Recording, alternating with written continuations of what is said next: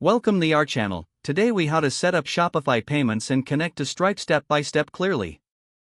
To begin setting up Shopify payments, log into your Shopify account. Navigate to the settings option located at the bottom left corner of your dashboard. Click on payments from the list of settings.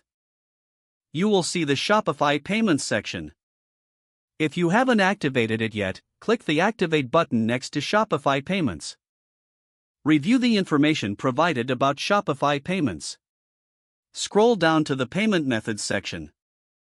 Here, you'll see options to accept various payment methods. Select the payment methods you wish to enable for your store. Now, let's connect your store to Stripe. Scroll back to the payment settings. Look for the option that says Third-Party Providers. Select Stripe from the list of providers available.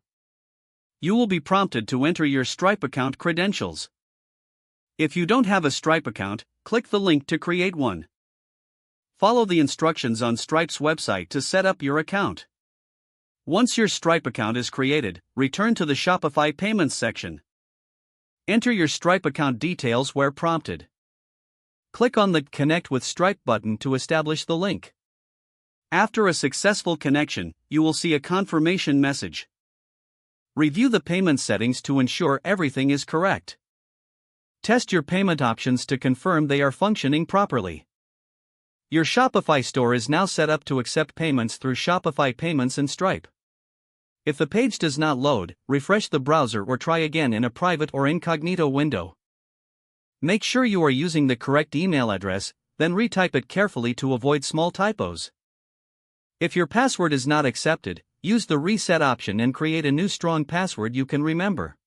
Check your spam folder for verification or security emails, then complete any requested confirmation steps.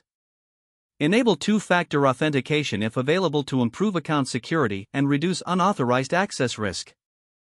After signing in, review your profile details so your contact information and settings are accurate and current.